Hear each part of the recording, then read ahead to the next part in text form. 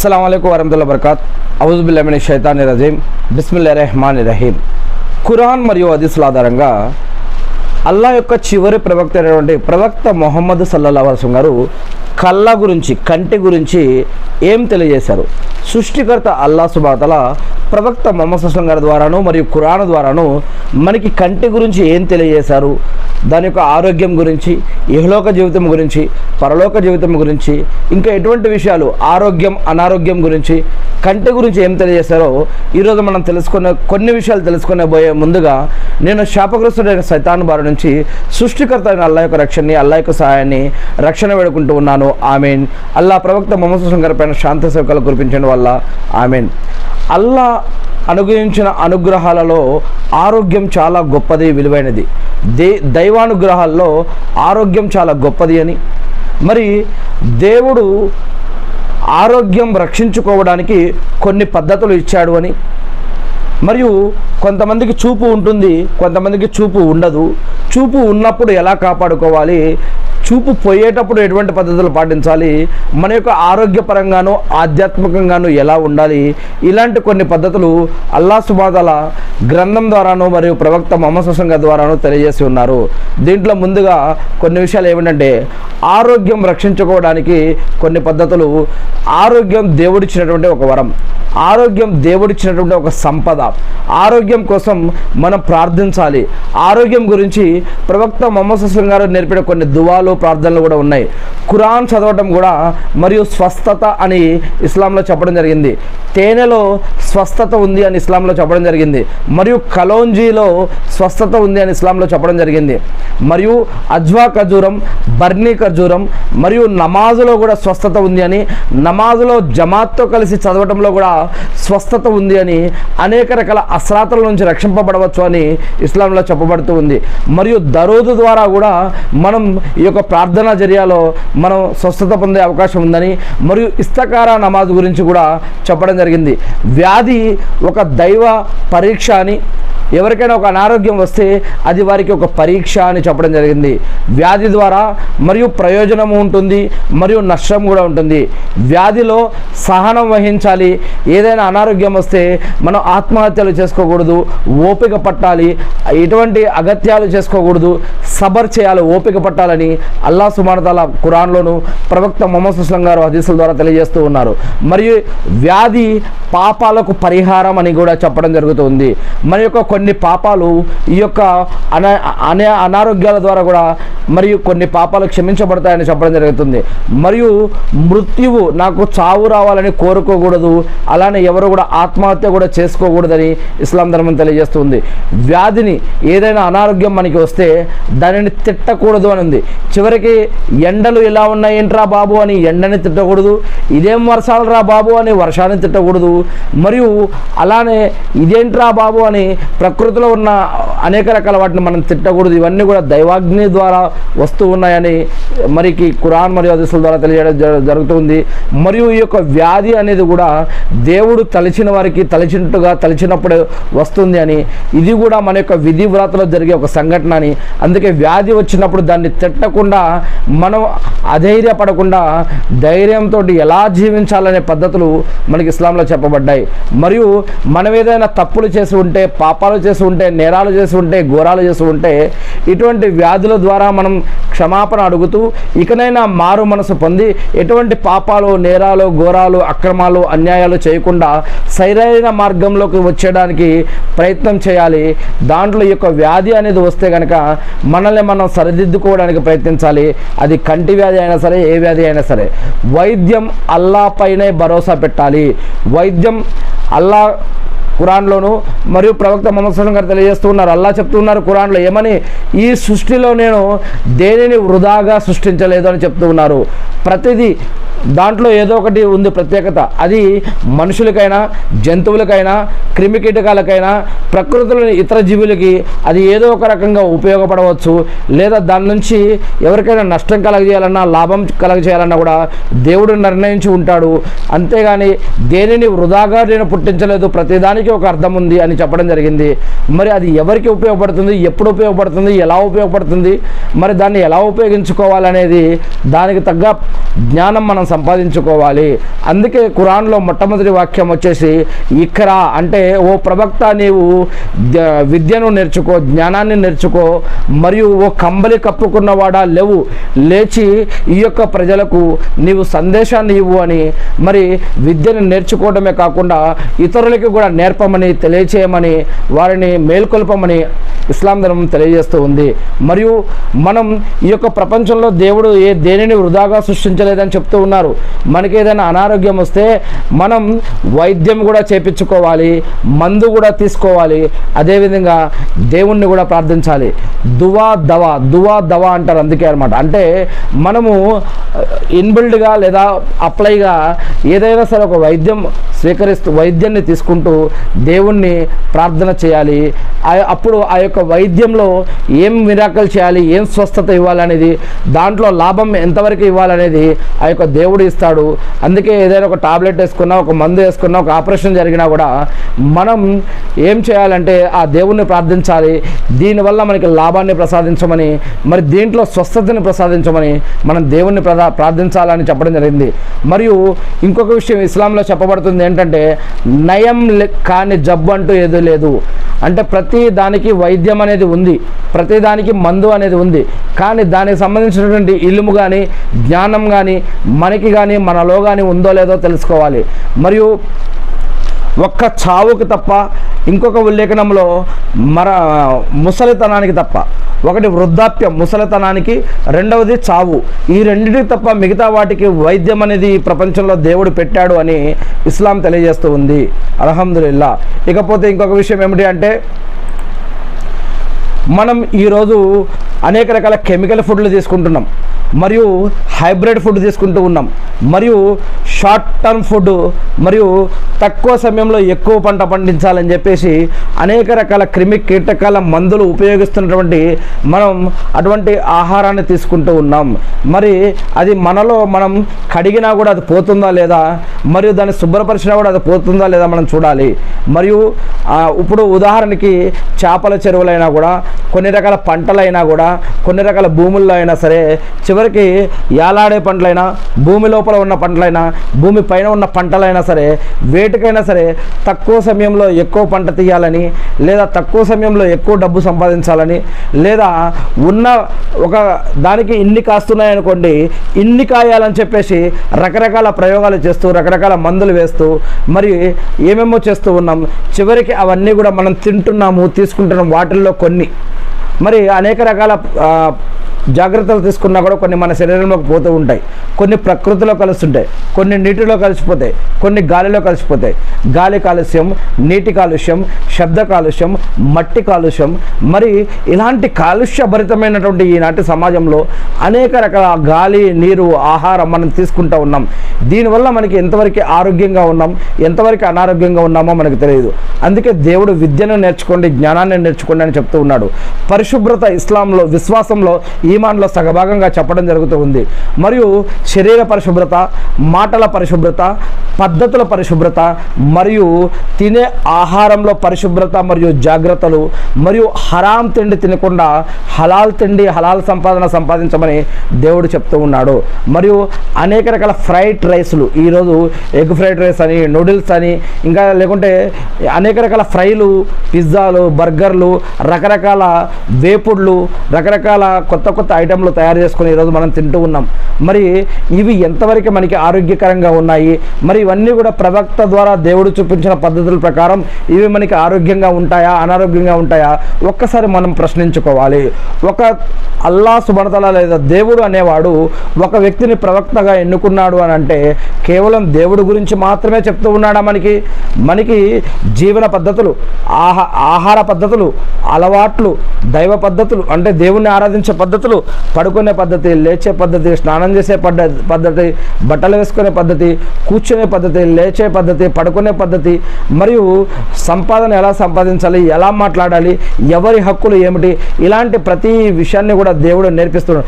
తుమ్మితే ఎలా తుమ్మాలి, ఆవలింత వస్తే ఎలా ఉండాలి, కళ్ళ విషయం ఏంటి, జుట్టు విషయం ఏంటి, శరీరం విషయం ఏంటి, గడ్డం విషయం ఏంటి, మరియు ముక్కు విషయం ఏంటి, చెవుల విషయం ఏంటి, ప్రతి విషయాన్ని దేవుడు మరి ప్రవక్త ద్వారా ద్వారా నేర్పించాడు.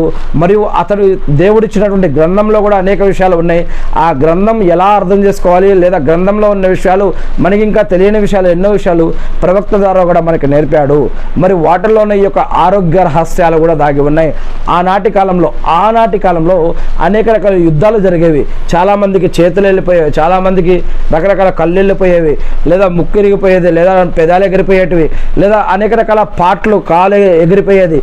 ఇలా అనేక రకాల సమస్యలు వచ్చినప్పుడు మరి ఈనాటి ఉన్నటువంటి వైద్యం, ఈనాటి ఉన్నటువంటి మిషనరీ, ఈనాటి ఉన్నటువంటి టెక్నాలజీ, ఈనాడు ఉన్నటువంటి పరికరాలు, ఈనాడు ఉన్నటువంటి అనేక రకాల విషయాలు, మరి ఆనాడు అటువంటి ఎల్ఈడి టెక్నాలజీ మరియు ఇంకా అనేక రకాల స్కానింగ్ల టెక్నాలజీ, మరియు అనేక రకాల ఆపరేషన్లు, ఏఐ టెక్నాలజీ మరి ఆనాడు లేదు కదా. మరి అప్పట్లో వాళ్ళు ఎలా బతికారు, అప్పట్లో వాళ్ళు ఎలా ప్రాణాలను కాపాడుకున్నారు? దేవుడు ప్రవక్త ద్వారా అనేక రకాల పద్ధతులు నేర్పాడు మనకి. మరి కాకపోతే ఇప్పట్లో మనకి ఆ జ్ఞానం కోల్పోయాం, లేదా మార్పులు చేర్పులకి జరిగిందే, లేదా కొంతమందికి కొన్ని విషయాలు తెలియదు, లేదా కొంతమందికి కొన్ని విషయాలు తెలుసు. మరియు ఆనాడు కాలంలో ప్రవక్త ద్వారా దేవుడు మనకి ఎటువంటి పద్ధతులు నేర్పించాడు, వాటిల్లో ఎన్ని విషయాలు మనకు తెలుసు. అది మేల్కొల్పడం కోసమే మనం ఈరోజు ఈ విధంగా చర్చించుకోవడం జరుగుతుంది, ఈరోజు మాట్లాడుకోవడం జరుగుతుంది. గ్రంథాలలో అనేక రకాల ఆరోగ్య విషయాలు దేవుడు మనకి దైవ గ్రంథం ద్వారాను ప్రవక్తల ద్వారా కూడా నేర్పాడు అనమాట. మరి ఈనాడు అనేక రకాల ట్యాబ్లెట్లు వేసుకుంటున్నాం, ఒకదానికి వేసుకుంటే ఇంకొకటి, ఇంకో దానికి వేసుకుంటే ఇంకొకటి, అనేక రకాల సైడ్ ఎఫెక్ట్స్ వస్తూ ఉన్నాయి. మరి కొంతమంది డ్రగ్స్ తీసుకుంటూ ఉన్నారు, సిగరెట్టు, గుట్కా, తంబాకు, జరదా, మద్యం, ఇవి మనకి ఆరోగ్యకరంగా ఉంటాయా? అరే మస్జిద్కి వెళ్తే పచ్చి ఉల్లిపాయ, ఎల్లుల్లిపాయ లేదా అల్లం ఏదైనా ఉంటే కనుక అది మనం మామూలు రోజుల్లో తినవచ్చు, మామూలు టైంలో. కానీ అది తిని నమాజ్కి వెళ్ళకూడదు, మస్జిద్కి వెళ్ళకూడదు అని చెప్పడం జరిగింది. అదేం హరాం కాదు, కానీ ఎందుకంటే వాటి వాసన గురించి మనకేం చెప్పబడిందో మనం ఇంతకుముందు తెలుగు బుఖారీలో హదీస్లో చూడటం జరిగింది. అదే ఇటువంటి వాసన గురించి ఆల్రెడీ హలాల్ పద్ధతిలో ఉన్న ఈ యొక్క తినుబండారం గురించి ఈ విధంగా చెప్పబడితే, మరి ఈ యొక్క సిగరెట్టు, గుట్కా, తంబాకు, జర్దా, మద్యం అవి తినటం, తినిపించడం, అమ్మటం, కొనటం, వాటి ద్వారా వ్యాపారం చేయడం, ఆ డబ్బుతోటి మన భార్య బిడ్డలని, మన భార్య భర్తలని, లేదా మన యొక్క కుటుంబాన్ని సంపాదించుకోవడం, పోషించుకోవడం, ఇది ఎంతవరకు హలాల్ అవుతుంది? మరి ఈ యొక్క ఇటువంటి హలాల్ కాకుండా హరాం పద్ధతిలో మనం సంపాదిస్తే వారి యొక్క నమాజులు, సదకా ఖైరాతులు, జకాతులు, హజ్జుమ్రాలు, దువ్వాలు అల్లా స్వీకరిస్తాడా? మరి దేవుడు చెప్పినట్టు జీవించకుండా మనకి కష్టాలు, నష్టాలు, బాధలు, ఇబ్బందులు, అనారోగ్యాలు వచ్చినప్పుడు ఓ దేవుడా నన్ను కాపాడు అంటే, ఆయన చెప్పినట్టు జీవించకుండా ఇష్టం వచ్చినట్టు జీవిస్తూ ఓ దేవుడా నన్ను కాపాడు అంటే ఆ దేవుడు మనల్ని కాపాడతాడా? అందుకే మనం నీతిబద్ధంగా, న్యాయబద్ధంగా, హలాల్ పద్ధతిలో జీవించమని దేవుడు ఖురాన్ ద్వారాను, హదీస్ ద్వారాను మనకి కొన్ని పద్ధతులు నేర్పాడు. మరి అనేక రకాల పొల్యూషన్స్ ఈనాడు ఉన్నాయి. మరియు లేట్ నైట్ నిద్ర అంటే లేట్గా నిద్రపోవడం, తక్కువ నిద్రపోవడం, మరి పడుకున్నా కూడా నిద్ర రాకపోవడం, టీవీలు చూడటం, మొబైల్ చూడటం, దగ్గర నుంచి చూడటం, వీటి యొక్క లైటింగ్ మన కంటికి ఎఫెక్టు, మరియు అనేక రకాల గేమ్స్, కామెడీ షోలు, టైంపాసు, మరి ఇలాంటివి చేస్తూ మరి నిద్రని దూరం చేసుకుంటా మరి అనేక రకాల ఆరోగ్యానికి సంబంధించినటువంటి అనేక రకాల విషయాలని మనం కోల్పోతూ ఉన్నాం. మరియు మనకు శక్తికి మించినటువంటి హార్డ్ వర్క్ చేయడం కోసం, డబ్బు ఎక్కువ సంపాదించడం కోసం, పేరు ప్రఖ్యాతులు ఎక్కువ సంపాదించడం కోసం మరి అనేక రకాలుగా కష్టపడాలి. కానీ మరి ఆ కష్టం ఏ పద్ధతిలో కష్టపడుతున్నాం, మరి ఆ కష్టపడే దగ్గర ఉన్నటువంటి పద్ధతులు ఏమిటి, దానివల్ల మనకి ఆరోగ్యం ఎలా ఉంటుంది, మరి మనం ఎంతవరకు రెస్ట్ తీసుకుంటున్నాం, ఇది కూడా మనం ప్లానింగ్ చేసుకోవాల్సిన అవసరం ఉంది. మరియు అంతేకాకుండా అనేక రకాల ఈ యొక్క ఇతరులతో పోల్చుకొని జీవిస్తే, సమాజంలో ఇతరులతోటి పోల్చుకొని జీవిస్తే మనకి అనేక రకాల టెన్షన్లు, కష్టాలు, నష్టాలు, బాధలు వస్తాయి.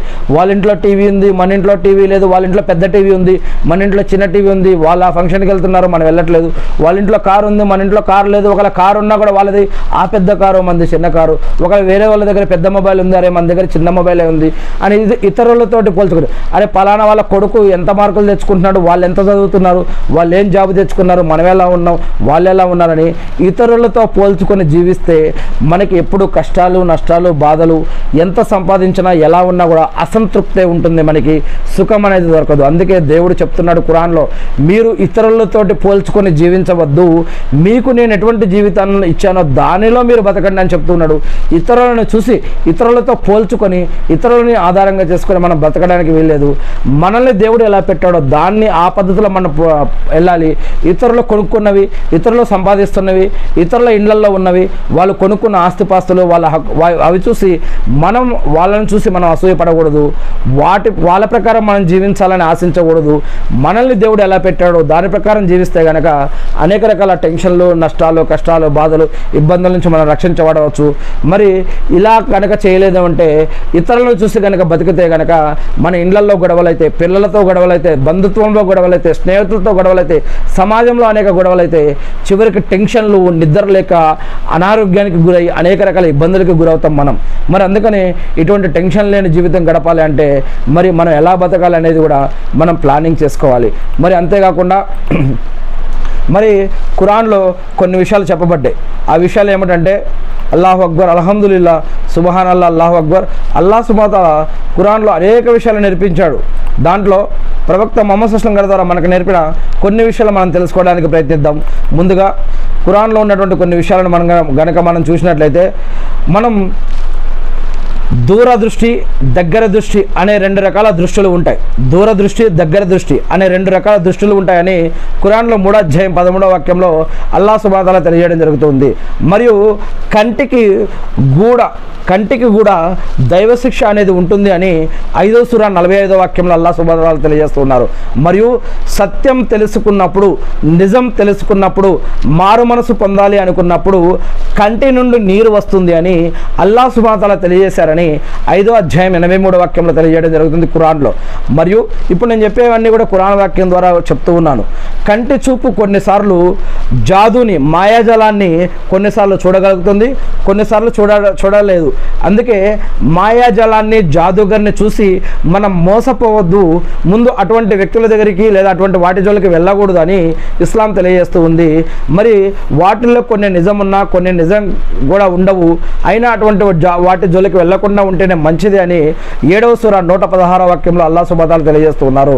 మరి అంతేకాకుండా కళ్ళు ఉన్న, చూపు ఉన్న కొంతమంది చూడలేరు, కొంతమంది కళ్ళు ఉన్నా కూడా చూడలేరు.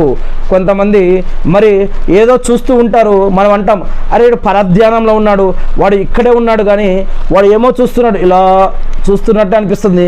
వాళ్ళు ఏమో చూస్తున్నారు కానీ వాళ్ళు చూడట్లేదు. ఎందుకంటే వారి మనసు ఎక్కడ ఉంది అంటే మనసు దేన్నో చూస్తుంది. కళ్ళు ఉన్నాయి కానీ మనసు దేన్నో ఆలోచిస్తూ ఉంది. అంటే దీనిని పరధ్యానం అని అంటారు. మనసు ఇక్కడ ఉన్నా కూడా ఏదో చూస్తున్నట్టు అనిపిస్తున్నా కూడా అతను పరధ్యానంలో ఉండడం వల్ల ఆ చూపు ఇక్కడ ఉన్నా కూడా పరధ్యానం చూపు వేరే ఉంటుంది. అందుకే కళ్ళు ఉన్నా కూడా కొంతమంది కొన్నిటిని గ్రహించలేరు, కళ్ళు ఉన్నా కూడా కొంతమంది కొన్నిటిని చూడలేరు. కళ్ళు ఉండి కొంతమంది ఇక్కడ చూస్తున్నా కూడా వారు ఇక్కడ ఉన్నా కూడా లేనట్టే అని, అంటే పరధ్యానంలో ఉన్నట్టే అని మరి ఖురాన్లో 7వ సూరా 179వ వాక్యం ఆధారంగా మనకు అర్థమవుతుంది. మరి అంతేకాకుండా షిర్కు ద్వారా కొనియాడబడుతున్న వాటికి, ఈరోజు ఎక్కడెక్కడైతే మనం షిర్కు చేస్తూ ఉన్నామో ఆ షిర్కు చేసే వాటికి కళ్ళు ఉన్నాయా, అవి చూడగలుగుతున్నాయా అని అల్లాహ్ సుబ్హానహు వ తఆలా ప్రశ్నిస్తూ ఉన్నాడు 7వ సూరాలో 195వ వాక్యంలో. కన్నీరు వల్ల మనం కంట తడి పెట్టి ఏడవటం వల్ల, కంట తడి పెట్టి ప్రార్థించడం వల్ల, కంట తడి పెట్టి ఆరాధించడం వల్ల దైవానుగ్రహం దొరుకుతుంది అని, దేవుడి యొక్క ప్రేమ, కరుణ, కటాక్షం ఆ యొక్క కన్నీరు పెట్టుకుని ఎవరైతే రోధిస్తూ ఉన్నారో, బాధపడుతూ ఉన్నారో, ఆరాధిస్తున్నారో వారికి ప్రత్యేకంగా దొరుకుతుంది అని, అది నమాజ్లో అయినా సరే, ప్రార్థనలో అయినా సరే, దువాలో అయినా సరే, మరి మిగతా టైంలో అయినా సరే ఈ యొక్క కన్నీరుకు విలువ ఉంది అని ఖురాన్లో 9వ అధ్యాయం 92వ వాక్యంలో తెలియజేస్తుంది. అల్లాహ్ సుబ్హానహు వ తఆలా ఇంకొక విషయం చెప్తున్నారు ఖురాన్లో. మరి ఎవరైతే ఒక వ్యక్తి ద్వారా ఇంకొక వ్యక్తి బాధపడుతున్నప్పుడు అతడు అల్లాహ్ని నమ్మినా, అల్లాహ్ని నమ్మకపోయినా సరే, మరి అతడు ఇస్లాంలో ఉన్నా, ఇస్లాంలో లేకపోయినా సరే, ఏ వ్యక్తి అయితే ఒకరి మూలంగా బాధపడ్డాడో, ఒకరి మూలంగా నాశనం అయిపోయాడో, ఒకరి మూలంగా ఇబ్బంది పడ్డాడో, ఒకరి మూలంగా నష్టపోయాడో అటువంటి వ్యక్తి అవతల ఉన్న వ్యక్తిని శపించినా లేదా అతడు ఏదైనా చేసినా ఆ యొక్క దువ్వ నేరుగా 7 ఆకాశాలు చెల్చుకొని అల్లాహ్ వద్దకు చేరుతుంది అని మరి ఇస్లాంలో తెలియజేయడం జరుగుతూ ఉంది. మరి దీని గురించి ఖురాన్లో అనేక రకాల వాక్యాలు ఉన్నాయి. అందుకే దువాకి చాలా విలువ ఉంది. కంటి చూపు ఉన్నా ఎప్పుడైనా కొంతమంది మధ్యలో వారికి ఆ యొక్క కంటి చూపు పోవచ్చు కూడా.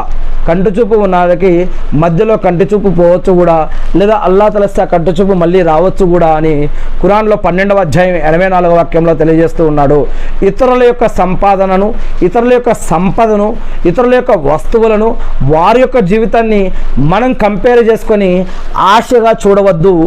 ఆశతో కంటితో వారి యొక్క వస్తువులని చూసి ఆశపడవద్దు. మీ యొక్క కంటి ద్వారా కూడా ఆశ కలుగుతుంది, కంటి ద్వారా దిష్టి తగులుతుంది, కంటి ద్వారా నజర్ తగులుతుంది. అందుకే మీరు ఆశ ఇతరుల యొక్క సంపాదన చూసి ఆశ పెట్టవద్దు, ఆశ పడవద్దు. మీకు ఇచ్చిన జీవితాన్ని మీరు గడపండి అని అల్లాహ్ సుబ్హానహు వ తఆలా తెలియజేస్తున్నాడు. ఖురాన్లో 15వ సూర 88వ వాక్యంలోను మరియు 20వ సూర 131వ వాక్యంలో కూడా అల్లాహ్ సుబ్హానహు వ తఆలా తెలియజేస్తున్నారు. మరియు దైవ నామ స్మరణ, దైవ ధ్యానంతో కన్నులకి రక్షణ కలుగుతుంది అని, దేవుడి పట్ల భయం, భక్తి, గౌరవ, మర్యాద ద్వారా మరి దేవుణ్ణి ఆరాధించడం వల్ల ఈ యొక్క కంటికి చలువ, చల్లదనం, ఆరోగ్యం, ప్రశాంతత కూడా ఈ యొక్క దైవ ఆరాధన ద్వారా దొరుకుతుంది అని అల్లాహ్ సుబ్హానహు వ తఆలా ఖురాన్లో 18వ సూర 101వ వాక్యంలో అల్లాహ్ సుబ్హానహు వ తఆలా తెలియజేస్తూ ఉన్నారు. మరియు కళ్ళను రక్షించుకోవాలి అని కూడా ఖురాన్లో 19వ అధ్యాయం 26వ వాక్యంలో అల్లాహ్ సుబ్హానహు వ తఆలా తెలియజేస్తూ ఉన్నాడు. కళ్ళని రక్షించుకోవడం అంటే ఏమిటి? చెడు నుంచి రక్షించుకోవాలి, మరియు మంచి వైపు ప్రయత్నించాలి. మరియు చెడు అంటే ఈ యొక్క ప్రపంచంలో మనం ఈ యొక్క నిద్రని దేనికోసం త్యాగం చేస్తూ ఉన్నాము, కంటి చూపుని దేనికోసం వృధా చేస్తూ ఉన్నాము, ఈ యొక్క కళ్ళతోటి మనం ఏం చూసి ఏం నేర్చుకుంటున్నాము, ఎక్కడ మనం ఎక్కువ సమయాన్ని గడుపుతూ ఉన్నాము, మన యొక్క కంటి ద్వారా ఎక్కువ దేనికోసం సమయాన్ని వ్యక్తిస్తున్నాం, ఒక్కసారి మనం ప్రశ్నించుకోవాలి. ఈ యొక్క కళ్ళని రక్షించుకోండి. ఈ యొక్క కంటి గురించి కూడా మరి ప్రశ్నించడం జరుగుతుందని అల్లాహ్ సుబ్హానహు వ తఆలా చెప్తున్నారు 19వ సూర 26వ వాక్యం ఖురాన్ ఆధారంగా.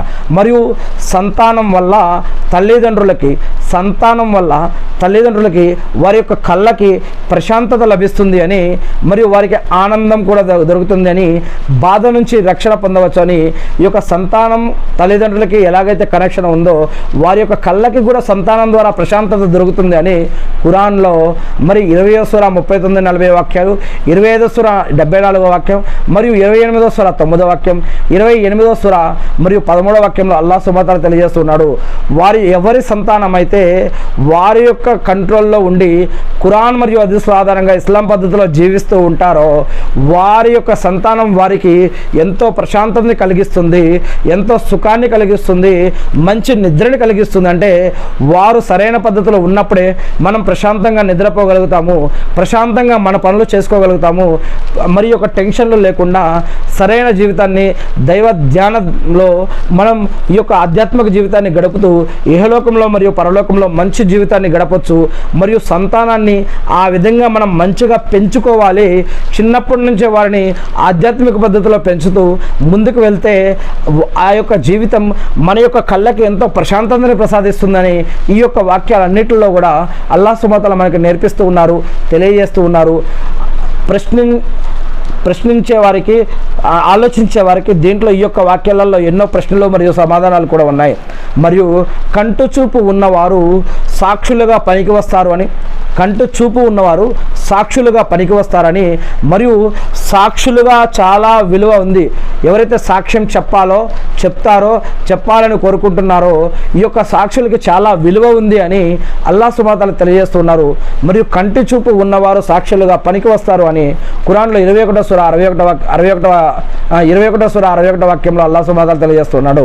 పరలోకంలో ఏముందో, నరకంలో ఏముందో, మరియు ఆ యొక్క సామాగ్రిని కళ్ళు చూడగలుగుతాయి. ఆ రోజు ప్రళయ దినం తర్వాత అల్లాహ్ సుబ్హానహు వ తఆలా ఎవరికైతే స్వర్గం మరియు నరకం ఇస్తాడో ఆ రోజు ఈ యొక్క కళ్ళు ఆ స్వర్గంలో ఉన్న వాటిని, నరకంలో ఉన్న వాటిని ప్రత్యక్షంగా చూడగలుగుతాయి అని అల్లాహ్ సుబ్హానహు వ తఆలా చెప్తూ ఉన్నారు. మరి ఆ కళ్ళు ఇక్కడ ఈ ప్రపంచంలో ప్రస్తుతం మానవుడిగా జీవించి ఉన్నప్పుడు మనం ఆ యొక్క స్వర్గంలో ఉన్న వాటిని లేదా నరకంలో ఉన్న వాటిని మన కళ్ళు ఇక్కడ జీవించి గ్రహించి ఉన్నప్పుడు అక్కడ వాటిని చూడలేవు, అక్కడ వాటిని గ్రహించలేవు. మనకి ఏదో కంప్యూటర్ వచ్చు కదా, గ్రాఫిక్స్ చేయగలుగుతాం కదా అని చెప్పి ఎంత ప్రయత్నించినా కూడా ఈరోజు మనకి గ్రాఫిక్స్గా ఏమేమో చేస్తూ ఉన్నాం, ఏమేమో కనిపిస్తున్నాయి. కానీ అల్లాహ్ సుబ్హానహు వ తఆలా ఖురాన్లో 32వ సూరా 17వ వాక్యంలో చెప్తూ ఉన్నారు ఏమనంటే, ఈ ప్రపంచంలో ఉన్న కన్ను ఏది కూడా ఆ స్వర్గంలో ఉన్న దానిని ఇప్పుడైతే చూడలేదు, గ్రహించలేదు, ఊహించలేదని చెప్తూ ఉన్నాడు. కానీ ఖురాన్లో ఉన్న విషయాలు ఏదైతే చెప్పబడ్డాయో వాటిని విని నమ్మాలి, నమ్మొచ్చు, నమ్మగలుగుతాం. ఎందుకంటే ఖురాన్లో రెండవ సూరాలోని సూరా అల్ బక్రాలోని మొదటి 5 వాక్యాల్లో అల్లాహ్ చెప్తున్నాడు, గైబే ఇల్మ్ అంటే ఏదైనా ఒక కంటికి కనిపించిన ఒక విషయాన్ని అల్లాహ్ సుబ్హానహు వ తఆలా చెప్తున్నాడు.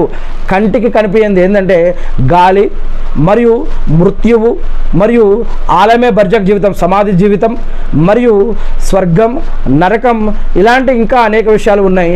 వీటి గురించి అల్లాహ్ సుబ్హానహు వ తఆలా మనకి చెప్తున్నాడు అంటే వాటిని మనం కంటితో చూడలేకపోయినా సరే వాటి మీద ఈమాన్ అనేది నమ్మకం, విశ్వాసం తీసుకురావటం ఇది ఇస్లాంలో విశ్వాసంలో భాగంగా అల్లాహ్ సుబ్హానహు వ తఆలా తెలియజేస్తూ ఉన్నాడు.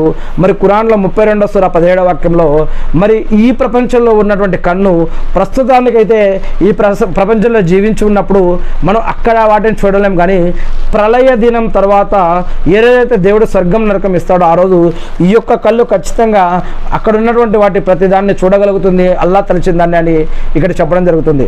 మరి మరణం వచ్చేటప్పుడు, మృత్యువు వచ్చేటప్పుడు కళ్ళల్లో తేడా అనేది కనిపిస్తుంది అని 33వ సూరా 19వ వాక్యంలో అల్లాహ్ సుబ్హానహు వ తఆలా తెలియజేస్తూ ఉన్నాడు. మరియు భార్య భర్తలు సుఖ సంసారం వల్ల వారి యొక్క కళ్ళకు చలువ వస్తుంది అని 13వ సూరా 51వ వాక్యంలో అల్లాహ్ సుబ్హానహు వ తఆలా తెలియజేస్తూ ఉన్నాడు.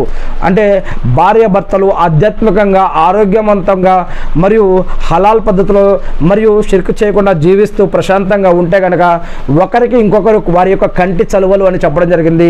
మరి వాళ్ళు ఆ విధంగా న్యాయబద్ధంగా బతికినంత కాలం వారికి ప్రశాంతంగా నిద్ర పడుతుంది, ప్రశాంతంగా ఆరోగ్యంగా ఉంటారు, వారు ప్రశాంతంగా టెన్షన్ లేకుండా జీవితం గడపచ్చు. ఎప్పుడైతే దారులు తప్పుతారో అప్పుడు వారికి టెన్షన్ల వల్ల నిద్ర కరువై కంటి చలువ పోతుంది. ఎప్పుడైతే వారు న్యాయబద్ధంగా ఎంతవరకు అయితే జీవించగలిగి ఉంటారో అప్పుడు వారి కంటికి చలువ ఉంటుంది అని మరి 33వ సూరా 51వ వాక్యం ద్వారా మనకు అర్థమవుతుంది. దేవుడు తలిస్తే, అల్లాహ్ తలిస్తే కంటి చూపుని ఆపగలడు మరియు కంటి చూపుని ఇవ్వగలడు అని ఖురాన్లో 36వ సూరా 66వ వాక్యం ద్వారా మనకు అర్థమవుతుంది. ఏది ఏమైతేనేమి ఇలా అల్హమ్దులిల్లా ఇంకా ఇలాంటి అనేక విషయాలు ఖురాన్లో చెప్పబడ్డాయి, ఇస్లాంలో చెప్పబడ్డాయి. ప్రతి వ్యాధికి చికిత్స ఉంది, ఒక్క మరణానికి లేదా వృద్ధాప్యానికి తప్ప అని ప్రవక్త ముహమ్మద్ సల్లల్లాహు అలైహి వసల్లం గారు చెప్పారు. కంటి జబ్బులో, కంటి అనారోగ్యంగా ఉన్నప్పుడు, కళ్ళు డల్గా ఉన్నప్పుడు, కంటి చూపు తగ్గుతున్నప్పుడు ఎక్కువ ఖర్జూరాలు తినవద్దు, మీరు పత్యం చేయండి అని ప్రవక్త ముహమ్మద్ సల్లల్లాహు అలైహి వసల్లం గారు చెప్పారు అలీ రజల్లాహు గారి విషయంలో అని మనకి అల్హమ్దులిల్లాహ్ హజరత్ ఉమ్మే ముంజిర్ బిన్తే కైస్ అన్సారీ రజల్లాహు గారు ఉల్లేఖనం ద్వారా, హజరత్ సుహైబ్ రజల్లాహు గారు ఉల్లేఖనం ద్వారా ఈ యొక్క విషయం తెలియజేస్తూ ఉంది. ఖర్జూరం మంచిదే, కానీ ఎంతో ప్రయోజనం చేకూరుస్తుంది, మంచి రక్తాన్ని పుట్టిస్తుంది, అనేక రోగాలకి మందు, అయినా కూడా అది వేడిని పుట్టిస్తుంది. కాబట్టి కొన్ని సందర్భాలలో అది ఎప్పుడైతే పథ్యం పాటించాలో ఈ యొక్క కంటి వైద్యం సమయంలో ఆ యొక్క పథ్యాన్ని పాటించాలని కూడా చెప్పడం జరిగింది. వైద్యం కూడా తీసుకోవాలి, ఆరాధన కూడా చేయాలి, దువా కూడా చేయాలి. నేను ఒక్క దేవుడిని నమ్ముకొని దువా చేసుకుంటా అంటే కుదరదు. అదే దేవుడు చెప్తున్నాడు, ఈ ప్రపంచంలో నేను దేనిని వృధాగా పుట్టించలేదు, ప్రతి దానికి ఒక విషయం ఉంది, అంటే విశేషం ఉంది. మరియు మీరు వైద్యం కూడా తీసుకోండి, దేవుణ్ణి కూడా ఆరాధించి మరి సబర్ చేయండి, ప్రార్థించండి అని దేవుడే చెప్తూ ఉన్నాడు. మరి అందుకే మనం వైద్యం కూడా చేసుకోవాలి, మందులు కూడా తినాలి, వైద్యం కూడా తీసుకోవాలి, అలానే ఆరాధన కూడా చేయాలని ఇక్కడ తెలియజేసుకుంటున్నటువంటి విషయం. మరియు కొన్ని వైద్యాలకి పథ్యం అనేది ఉంటుంది, పథ్యం అనేది కొన్ని వైద్యాలకు ఉంటుంది, ఆ పథ్యాన్ని కూడా మనం పాటిస్తే ఇంకా మంచిదని మరి ఇక్కడ కండ్ల కలక ఉన్నప్పుడు కళ్ళు అనారోగ్యంగా ఉన్నప్పుడు ఖర్జూరం కొంచెం తక్కువ తీసుకోవడమే మంచిది, ఖర్జూరాలు ఎక్కువ తినకుండా ఉంటే మంచిదని ఇక్కడ ప్రవక్త ముహమ్మద్ సల్లల్లాహు అలైహి వసల్లం గారి ద్వారా అర్థమవుతుంది. ఇంకొకటంటే సుర్మా ద్వారా కంటికి ఆరోగ్యం ఉంటుంది అని. ఏ సుర్మా ఎక్కడ పడితే మార్కెట్లో ఎక్కడ పడితే అక్కడ దొరికే సుర్మాలు కాదు, ఒక మంచి సుర్మా ఏదైతే క్వాలిటీ సుర్మా, నిజమైన సుర్మా ఏదైతే ఉందో అది కంటికి ఆరోగ్యాన్ని పుట్టిస్తుంది అని, దానివల్ల కంటి చూపు మెరుగుపడుతుంది, కంటి రెప్ప మీద ఉన్న యొక్క ఎంట్రుకలు అవి మెరుగవుతాయి అని ప్రవక్త మొహమ్మద్ సల్లం గారు చెప్పారని హజరత్ జాబిర్ బిన్ అబ్దుల్లా రజిల్లా గారు తెలియజేస్తూ ఉన్నారు. మరి ఈనాటి కాలంలో కంటికి సుర్మా పెట్టుకోవడాన్ని మనం పాతకాలం పద్ధతిగా అని అనుకుంటూ ఉన్నాం. ఒకప్పుడు కాటక పెట్టేవారు, ఒకప్పుడు ఇంకా సుర్మాలు పెట్టేవారు. ఈనాడు అనేక రకాల పద్ధతులు, మరి అనేక రకాల బ్యూటీ టెక్నీషియన్, అనేక రకాల ఐటమ్ అంటే పదార్థాలు వచ్చేసాయి, పౌడర్లు వచ్చేసాయి, క్రిములు వచ్చేసాయి, అవి వాడుతున్నాం. దానివల్ల ఉన్న అందం పోతుంది. ఆ మేకప్ వేసుకున్నప్పుడే అందం, మేకప్ పోయినాక అందం పోతుంది. మరి మనం ప్రతిరోజు 5 నమాజులు చేయాలి. కొంతమంది పెళ్ళిళ్ళు, ఫంక్షన్లు అని చెప్పి మరి ఆ మేకప్లన్నీ వేసుకుంటే మనకి వజూ అనేది లేదా? మరి వజూ ఎప్పుడు చేస్తాం? మరి వజూ ఎప్పుడెప్పుడు పోతుంది? మరి ఆ వజూ పోయినాక మళ్ళీ మనం వజూ చేస్తున్నామా? ఒక వ్యక్తి వజూలో ఉంటే ఎంత లాభం? వజూ వెళ్ళిపోతే ఏమేమి అనార్థాలు ఉన్నాయి? సైతానుల నుంచి, జిన్నాతుల నుంచి, మరియు అనేక రకాల అస్రాతుల నుంచి రక్షణ పొందాలంటే వజూ ఎలా ఉపయోగపడుతుందో మనకి ఖురాన్ మరియు హదీసులు నేర్పిస్తూ ఉన్నాయి. మనం అనేక రకాల మేకప్లు వేసుకొని కూర్చుంటే వజూ ఎలా వెళ్ళిపోతుంది? గ్యాస్ వెళ్ళిపోయినా, మూత్రానికి పోయినా, టాయిలెట్కి పోయినా, ఇంకా చెడు విషయాల జోలికి వెళ్ళినా మనకి ఎప్పుడెప్పుడు వజూ పోతుందో ఆ విషయం మీకు తెలుసు. మరి ఆ విషయాలు పోయినప్పుడల్లా మనం ఈ యొక్క మేకప్లు అన్నీ వేసుకుంటే మళ్ళీ మనం వజూ చేయగలుగుతామా? మరియు ఈ యొక్క వజూలో లేకుండా ఉంటే మరి ఎటువంటి అనర్థాలు జరుగుతాయి? ఈ యొక్క వజూలో లేకుండా మనం ఇబాదతులు చేస్తే ఆ యొక్క ఇబాదతులు మరి అల్లా వద్ద ఎలా స్వీకరించబడతాయి? మరి మనం తారత్తోటి ఉండాలి అన్న మరి యొక్క వజూకి ఎలా లింక్ ఉంటుంది? మరియు అనేక రకాల ఫంక్షన్లు, పార్టీలు, పెళ్ళిళ్ళు, పబ్బాలు అని చెప్పి మనం ఒక ముస్లింగా ఉండి, ఒక విశ్వాసిగా ఉండి కూడా మరి ఈ విధంగా మరి చేస్తే ఏంటి? కొంతమందిని మనం చూస్తూ ఉన్నాం ఈరోజు పరదా విషయంలో. అరే ఇంట్లో పరదా వేస్తున్నాం, మరి ఏదైనా షాపుకి వెళ్ళినప్పుడో, జాబ్కి వెళ్ళినప్పుడో, ప్రయాణంలో ఉన్నప్పుడే మనం పరదా వేస్తున్నాం. అప్పుడే నా పరదా అంటే ఫంక్షన్లలో, పార్టీలలో ఉన్నప్పుడు మనకి పరదా లేదా? అక్కడ బురకా లేదా? అక్కడ పరదా పద్ధతి లేదా? అక్కడ ఆడవారు, మగవారు మరి కలుస్తూ ఉంటారు, చూస్తూ ఉంటారు. అక్కడ కొంతమంది మరి ఈ యొక్క ఫోటోగ్రఫీ ఏంది, వీడియోగ్రఫీ ఏంది, ఇది ఇస్లాం ఎంతవరకు దీన్ని జాయేజ్ నాజాయేజ్ అంటుంది, ఇది ఎంతవరకు కరెక్టు? మరి ఈనాడు మన సమాజంలో చూస్తూ ఉన్నాం, చాలామందికి స్మార్ట్ ఫోన్లు వచ్చేసాయి, సెల్ఫీలు దిగుతూ ఉన్నాం, వీడియోగ్రఫీలు, లైటింగ్లు, లైవ్ టెలికాస్ట్లు ఏమేమో జరుగుతూ ఉన్నాయి. మరి ఇటువంటి పద్ధతుల్లో మనం ఇక్కడ పరదా లేకుండా జీవించడం ఎంతవరకు సరైన పద్ధతి?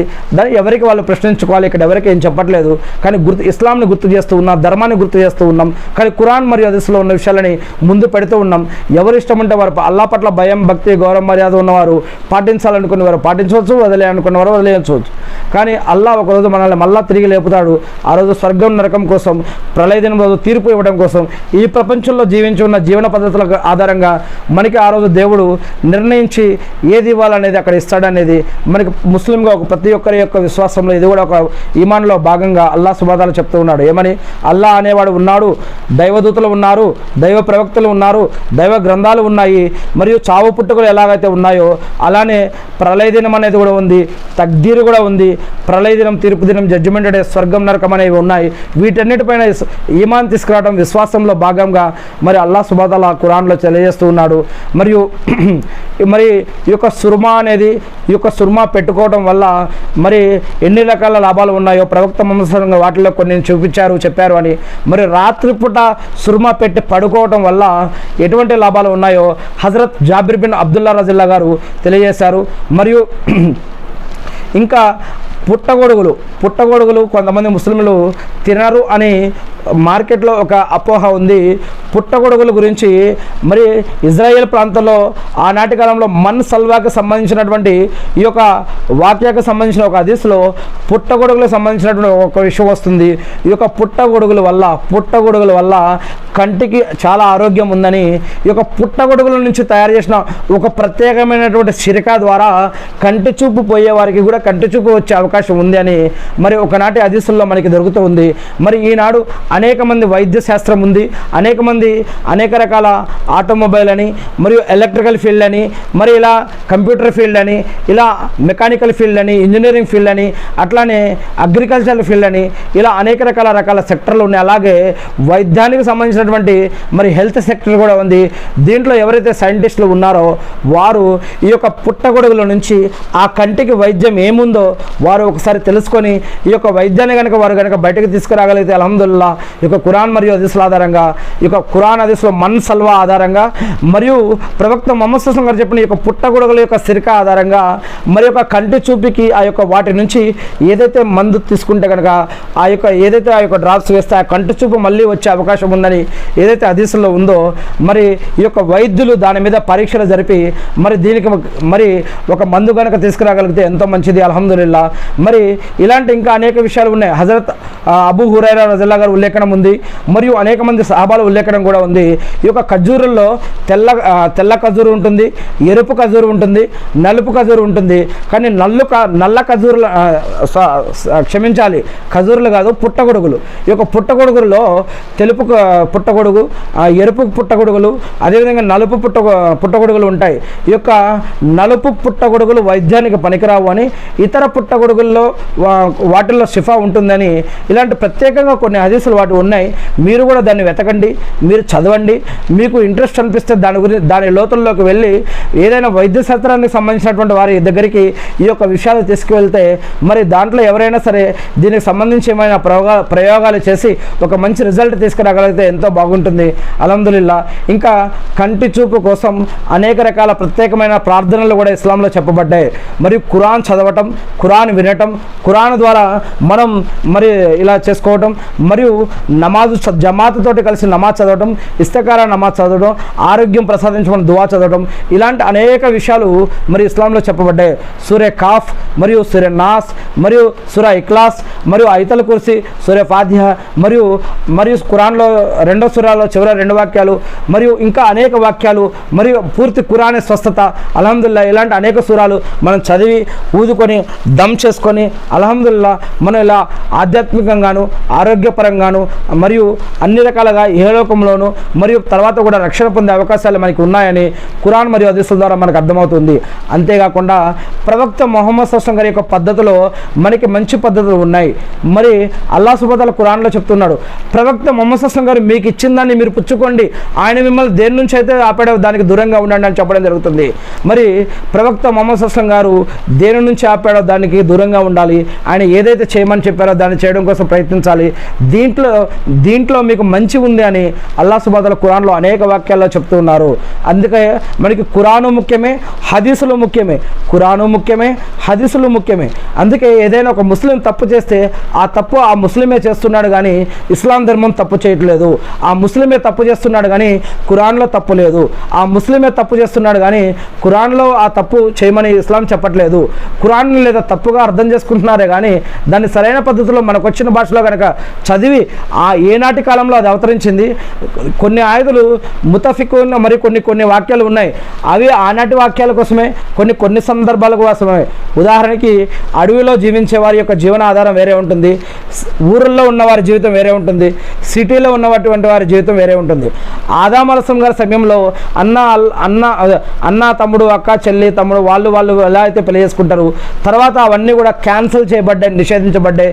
దాని తర్వాత మీరు ఎవరిని పెళ్లి చేసుకోవాలి, ఎవరిని చేయకూడదు, అదేవిధంగా బంధుత్వ సంబంధాలేంటి, స్నేహ సంబంధాలేంటి, చట్టం, న్యాయం, ధర్మం, ఇలాంటి అనేక పద్ధతులు దేవుడు ప్రతి యుగంలో ప్రతి కాలంలో దానికి తగ్గట్టుగా మలుచుకుంటూ చేసుకుంటూ కాలానికి సందర్భంగా ప్రవక్తలను ఎన్నుకొని వారి ద్వారా గ్రంథాలు ఇచ్చాడు. అలానే ఈనాడు మనకి చివరి ప్రవక్త ముహమ్మద్ సల్లల్లాహు అలైహి వసల్లం గారు అల్లాహ్ యొక్క చివరి గ్రంథం ఖురాన్ గ్రంథం. ఈ యొక్క గ్రంథం ఆధారంగా మనకి అనేక రకాల జీవన పద్ధతులు, ఆరాధన పద్ధతులు మనకి దాంట్లో తెలుపబడ్డాయి. ఇహలోక జీవితానికి సంబంధించి, సమాధి జీవితానికి సంబంధించి, ప్రళయ దినానికి సంబంధించి, పరలోక జీవితం గురించి, నరకం స్వర్గం గురించి, మరియు ఇక్కడ ఎలా జీవిస్తే మనకి అక్కడ స్వర్గం పొందుతాము, ఇక్కడ ఎలా జీవిస్తే ఎటువంటి వారు నరకానికి వెళ్తారనే విషయాలు కూడా మరి ఆ యొక్క ఖురాన్లో కూడా చెప్పబడ్డాయి. ఈ విషయాలు ఎలా అర్థం చేసుకోవాలో తెలియాలంటే మన ప్రవక్త ముహమ్మద్ సల్లల్లాహు అలైహి వసల్లం యొక్క జీవితం అనే హదీసులు చూస్తే గనక ఈ యొక్క ఖురాన్లో అల్హమ్దులిల్లా అని ఉంది. మరి ఈ యొక్క హదీసుల్లో అల్హమ్దులిల్లాని ఎలా అర్థం చేసుకోవాలి, ఇక్కడ సుబ్హాన్ అల్లా అని ఉంది, ఈ సుబ్హాన్ అల్లాని ఎలా అర్థం చేసుకోవాలి, మరియు అల్లాహు అక్బర్ అని ఉంది, ఈ యొక్క అల్లాహు అక్బర్ని ఎలా అర్థం చేసుకోవాలి.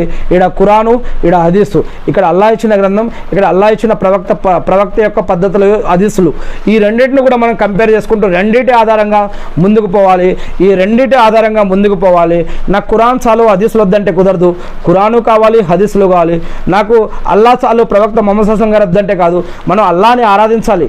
ప్రవక్త మొహమ్మద్ సల్లం గారిని మనం ఆరాధించట్లేదు. ఆయన కేవలం ఒక మానవుడు, అల్లా యొక్క ప్రవక్త, అల్లా యొక్క దాసుడు. మన యొక్క దేవుడు, మన యొక్క సృష్టికర్త, మన యొక్క భగవంతుడు అల్లా మాత్రమే. కానీ ఆయన ఎలా ఆరాధించాలి, ఎలా గుర్తించాలి, ఎలా అడగాలి అనేది ఈ యొక్క ప్రవక్త మొహమ్మద్ సల్లం గారి ద్వారా మనకి దేవుడు నేర్పాడు, చూపించాడు. ఈ యొక్క పద్ధతులు మనం చూస్తేనే ఈ యొక్క అల్లా గురించి మనకు అర్థమవుతుంది. ఈ యొక్క ప్రవక్త మొహమ్మద్ సల్లం గారి యొక్క పద్ధతుల ప్రకారం జీవిస్తూ ఈ యొక్క అల్లాని గుర్తించి ఆయన మాత్రమే ఆరాధించాలని చెప్పడం జరుగుతుంది. ఇప్పుడు నేను అల్లా గురించి చెప్తున్నానంటే నేను దర్గాని కాదు, నేను బాబాని కాదు, నేనేం ప్రవక్తని కాదు, నేను ఒక మానవుడిని అంతే. ప్రవక్తలు కూడా మానవులే. నేను ఎవరి గురించి చెప్తున్నా? అల్లా గురించి చెప్తున్నా, దేవుడి గురించి, సృష్టికర్త గురించి మాత్రమే నేను చెప్తున్నా. ఆ సృష్టికర్తను ఆరాధించాలి కానీ నన్ను దర్గా చేయడం కానీ, నన్ను బాబా చేయడం కానీ, నన్ను ఆరాధించడం కానీ చేయకూడదు. ఇది తప్పు, ఇది పాపం. దీనినే షిర్క్ అంటారు, దీన్నే బిదాత్ అంటారు. నేను ఎవరి గురించి చెప్తున్నా? ఖురాన్ ఆధారంగాను, హదీసుల ఆధారంగా నేను సృష్టికర్త అయిన అల్లా, ఆయన లా ఇలాహ ఇల్లల్లా, అల్లా గురించి మాత్రమే నేను చెప్తూ ఉన్నాను. లా ఇలాహ ఇల్లల్లా అంటే ఈ యొక్క లా ఇలాహ ఇల్లల్లాలో 2 వాక్యాలు ఉన్నాయి. లా ఇలాహ అంటే అల్లా తప్ప, అంటే అల్లా ఒకే ఒక్కడు, ఆయన ఇద్దరు కాదు, ఆయన ముగ్గురు కాదు, ఆయన ఒకే ఒక్కడు. ఆయన బ్రతికి ఉన్నాడు, ఎప్పుడు బ్రతికే ఉంటాడు. ఆయన ఎవరిని కనలేదు, ఆయన ఎవరికి పుట్టలేదు. ఆయన 7వ ఆకాశం మీద అర్ష్ అనే పీఠం మీద ఉన్నాడు. ఆయన ఒకే ఒక్కడు, ఆయన ఎప్పుడు జీవించే ఉంటాడు.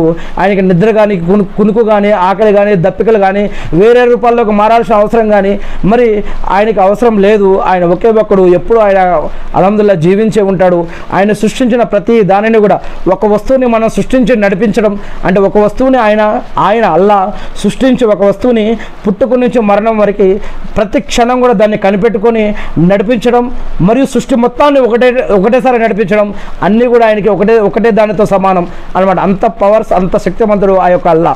మరి ఆయన లా ఇలాహ ఇల్లల్లా అంటే అల్లా తప్ప, అంటే అల్లా అనేవాడు ఉన్నాడు, ఆయన ఒకే ఒక్కడు. ఆయన ఆరాధనలకి అన్నిటికీ అర్హుడు. ఆయన తప్ప ఇంకా ఎవరూ లేరు. అంటే ఆయన సృష్టించిన సృష్టిలోని ఏ వ్యక్తి కూడా, లేదా ఏ వస్తువు కూడా, ఏ ప్రాణి కూడా ఇంకా ఆరాధనకి అర్హత లేదు, వాళ్ళని ఆరాధించడానికి వీల్లేదు. ఆ సృష్టికర్తను మాత్రమే ఆరాధించాలి అనేది. అంటే ఒకటి ఒప్పుకుంటున్నాం అల్లా సృష్టికర్త దేవుడు అని, రెండవది ఇంకెవరూ లేరు అని మనం ఇంకెవరూ లేరు అని చెప్తూ ఉన్నాం. ఇదే లా ఇలాహలో ఉన్నటువంటి 2 అర్థాలు అనమాట.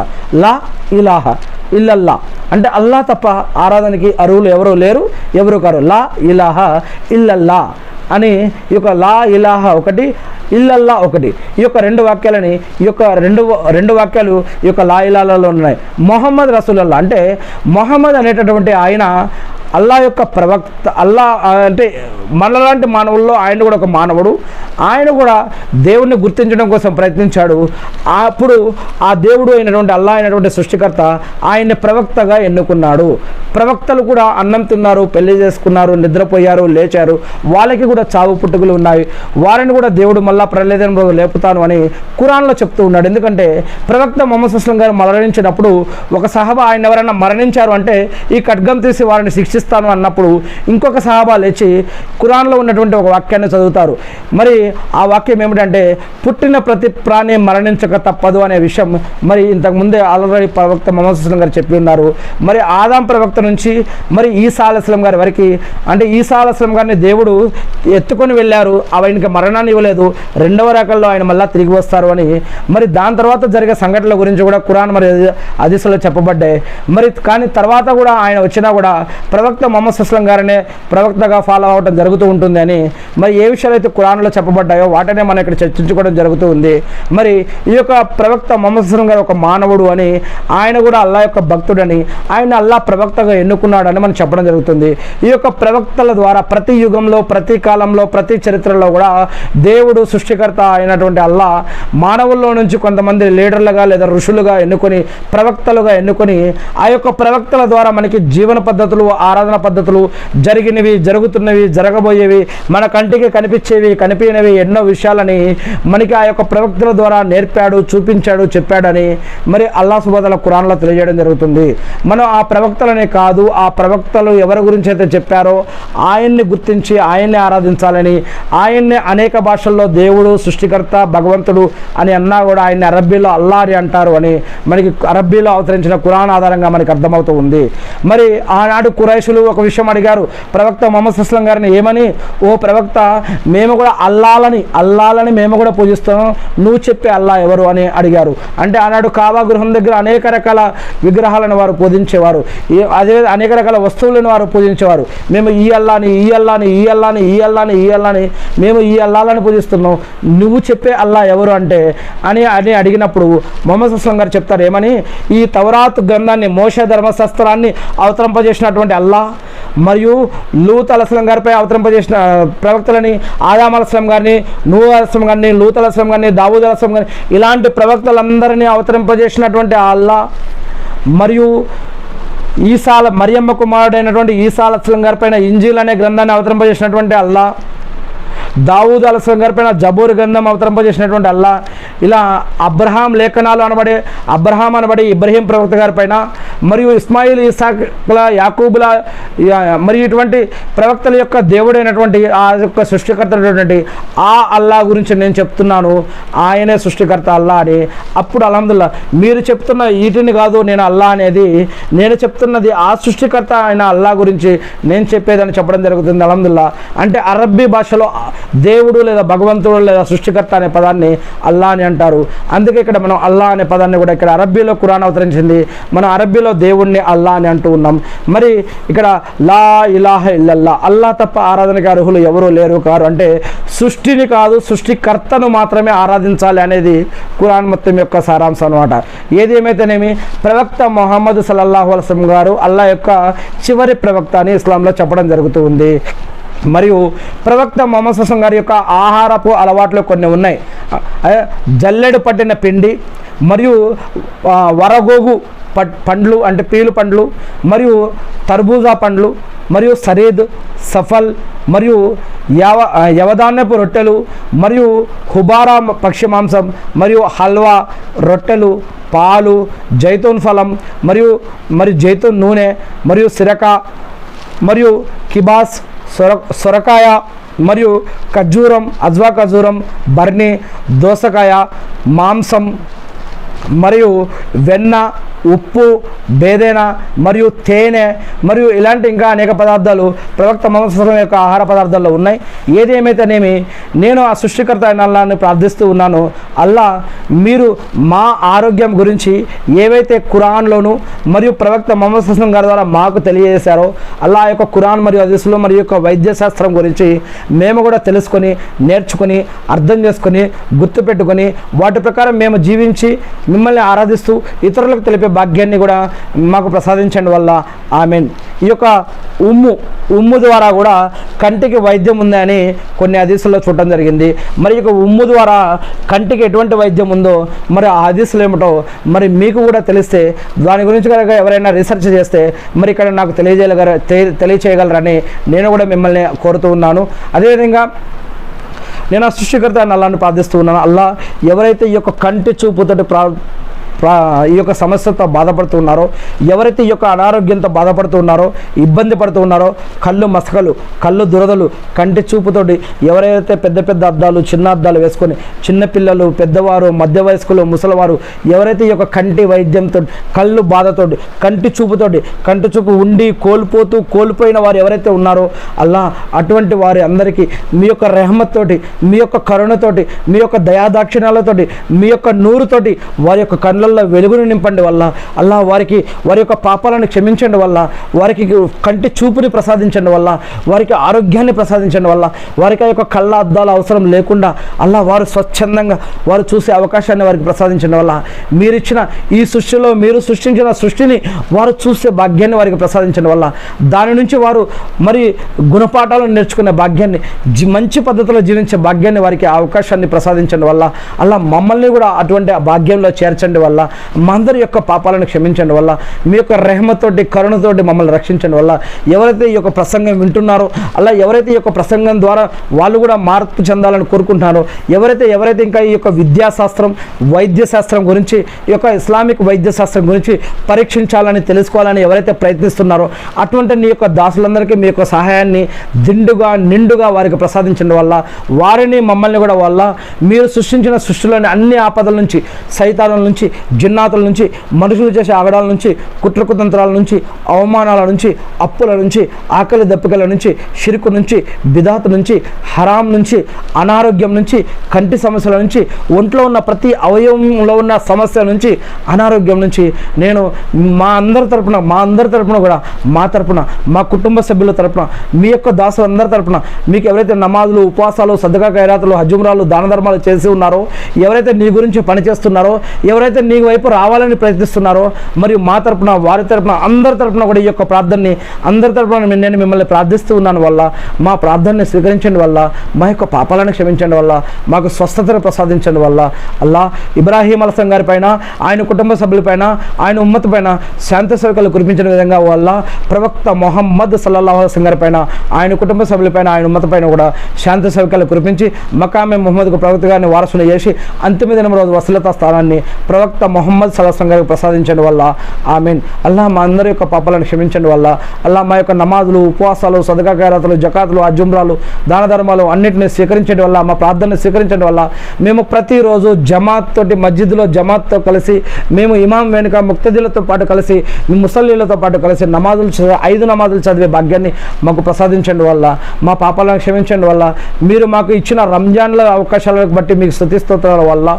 అల్లా మేము మీ యొక్క దయానుగ్రహాల వల్ల ఏదైతే ఉపవాసాలు ఉన్నామో, నమాజులు చేశామో, తరావీలు చేశామో, దాన ధర్మాలు చేశామో, మరియు ఇతాకాఫులు, మరియు ఫిత్రా దానాలు, ఇంకా ఏవైతే మీ యొక్క దయానుగ్రహాల వల్ల చేయగలిగామో, ఖర్చు పెట్టగలిగామో, మా యొక్క సమయాన్ని, సంపదని, ఆరోగ్యాన్ని మీ మార్గంలో ఏ విధంగా అయితే మేము ఖర్చు పెట్టగలిగామో అటువంటి వల్ల దాన్ని బట్టి మీకు స్తుతి స్తోత్రాల వల్ల, అల్లా ఇక ముందు కూడా అల్లా మాకు ఇటువంటి రంజాన్ యొక్క భాగ్యాలను మాకు ప్రసాదించడం వల్ల, ఎవరైతే ఈ యొక్క రంజాన్ని కోల్పోయిన ఇంతకుముందు నీ దాసులు ఎవరైతే మరణించి ఉన్నారో, నీ యొక్క ఆరాధనలు ఇంకా ముందు చేయలేక మరణించి ఉన్నారో, అలా అటువంటి నీ యొక్క దాసులు అందరి యొక్క వారు బ్రతికి ఉన్నప్పుడు చేసిన ఆరాధనలన్నీ స్వీకరించండి వల్ల, ఎవరైతే నీ యొక్క దాసులు మరణించారో వారు చేసిన పాపాలన్నింటినీ స్వీకరించండి వల్ల, వారిని సమాధి శిక్ష నుంచి కాపాడడం వల్ల, బ్రతికి ఉన్న వారి కుటుంబ సభ్యులు వారు చేసిన అప్పులను తీర్చే విధంగా వారికి సద్బుద్ధిని ప్రసాదించండి వల్ల, అదేవిధంగా వారు వదిలిపెట్టిన ఉపవాసాలని ఇప్పుడు బ్రతికి ఉన్న వారి కుటుంబ సభ్యులు తీర్చే భాగ్యాన్ని వారికి ప్రసాదించడం వల్ల, అలా మరణించిన ఈ యొక్క దాసుల యొక్క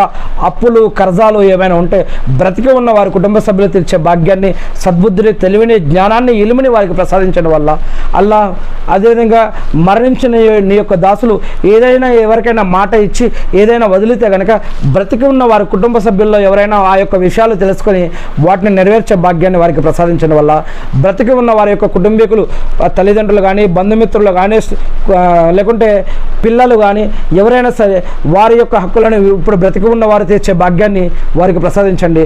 ఎవరైతే తల్లిదండ్రులు కోల్పోయినటువంటి, ఆధారాలు కోల్పోయినటువంటి, సంపాదించే వారిని కోల్పోయి ఎవరైతే అభాగ్యులుగా ఇప్పుడు ఈ ప్రపంచంలో మిగిలిపోయారో అటువంటి వారందరికీ మీరే ఆసరాగా అయ్యి అలా మీరే వారికి సరైన రోజీ రోటీని, ఉపాధిని, బరకత్ని, రక్షణని, సంపదని, ఆరోగ్యాన్ని మరియు అన్ని విధాలుగా రక్షణని వారికి కల్పించండి వల్ల, ఆమీన్. అల్లా మీరు సృష్టించిన అన్ని ఆపదల నుంచి మమ్మల్ని రక్షించండి వల్ల, ఆమీన్. అల్లా మమ్మల్ని సమాధి శిక్షల నుంచి కాపాడండి, ప్రాణం పోయేటప్పుడు బాధ నుంచి రక్షించండి. అల్లా మమ్మల్ని నరకం నుంచి కాపాడండి, మా అందరికీ కూడా స్వర్గ భాగ్యాన్ని ప్రసాదించండి వల్ల, అల్లా నీ మార్గంలో ఎవరైతే ఆధ్యాత్మికంగాను, ఆరోగ్యపరంగాను, సామాజికంగాను మరియు సమయబద్ధంగాను, వారి యొక్క సంపద పరంగాను ఎవరైతే ఏ రూపంలో నీ మార్గంలో ఖర్చు పెడుతున్నారో, శ్రమిస్తూ ఉన్నారో అటువంటి దాసుల యొక్క శ్రమ మొత్తాన్ని మీరు స్వీకరించి మరియు గతించిన, ఇప్పుడు ఉన్న, రాబోవు నీ యొక్క దాసులందరిపైన మీ యొక్క అనుగ్రహాలు కురిపించండి వల్ల, మొహమ్మద్ సుల్లాం గారి పైన శాంతి సేవకులు కురిపించండి వల్ల, మా యొక్క ఈ యొక్క పనిని స్వీకరించండి వల్ల, అల్లా మీరు ఏదైతే ఇలా ప్రవక్త మొహమ్మద్ సల్లల్లాహు అలైహి వసల్లం గారి ద్వారా మాకు ఏదైతే ఆధ్యాత్మిక మరియు ఏదైతే ఈ యొక్క మాకు జ్ఞానాన్ని ఇచ్చారో, అల్లా ఏదైతే మీరు మాకు ఖురాన్ మరియు హదీసుల ద్వారా ఏదైతే విజ్ఞానాన్ని ఇచ్చి ఉన్నారో, ఇటువంటి విజ్ఞానాన్ని మేము కూడా తెలుసుకుని, నేర్చుకుని, అర్థం చేసుకుని, గుర్తుపెట్టుకొని వాటి ప్రకారం మేము జీవిస్తూ మిమ్మల్ని ఆరాధిస్తూ తెలియజేస్తారు మా సోదరులు కూడా తెలిపే భాగ్యాన్ని మాకు ప్రసాదించండి వల్ల, మా పాపాలను క్షమించండి వల్ల. అల్లాహు అక్బర్, అల్హమ్దులిల్లాహ్, సుబ్హానల్లాహ్, అల్లాహు అక్బర్, అష్హదు అన్ లా ఇలాహా ఇల్లల్లాహు వ అష్హదు అన్న ముహమ్మదన్ అబ్దుహు వ రసూలుహు. అల్లాహు అక్బర్.